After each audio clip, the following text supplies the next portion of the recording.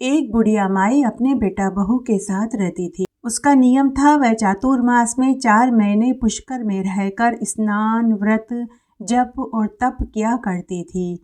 जब चातुर्मास लगने वाला था तो बुढ़िया माई ने अपने बेटे को याद दिलाया कि बेटा तुम मुझे चातुर्मास में पुष्कर छोड़ आना। बेटे ने हामी भर दी। बेटे ने अपनी पत्नी से 4 महीने के हिसाब से घी के लड्डू माँ को बनाकर देने को कहा।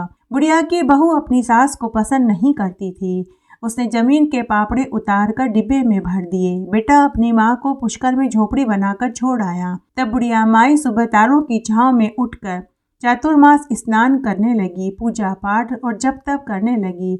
जब उसने लड्डू का डिब्बा खोलकर लड्डू खाना चाहा तो चातुर्मास देवता की कृपा से जमीन के पापड़े लड्डुओं में बदल गए। तब आषाढ़ मास, सावन मास, भादवा मास और कार्तिक मास के देवताओं ने बुढ़िया को धन, लंबी उम्र, प्रभु भक्ति और मरने के बाद वैकुंठवास का वरदान दिया। चातुर्मास समाप्त होने पर बेटा अपनी माँ को लेने आया तो वह धन और माँ को लेकर घर आ गया। बुढ़िया का धन देखकर बहुत चिढ़ गई। साल भर बाद उसने अपनी माँ को भी चातुर्मास में पुष्कर स्नान करने पति के साथ भेजा। बहू ने अपनी माँ को देशी घी के लड्डू बना कर के दिए, साथ ही गोंद के लड्डू, नमकीन, मठरी, शक्करपारे भी दिए। बहू सोचने लगी कि चातुर्मास स्नान करने से मेरी सास को जो धन मिला वही मेरी माँ को भी मिलेगा। लेकिन बहू की माँ न तो सुबह जल्दी उठकर स्नान करती थी, न ही कोई जप तप करती थी। वह उठकर सबसे पहले लड्डू खाने बैठ जाती थी और पूरे दिन और पूरी रात सोती रहती थी। जब सभी तीर्थ यात्री उसे स्नान, व्रत और जप तप करने को कहते तो वह उनको भला बुरा कहती।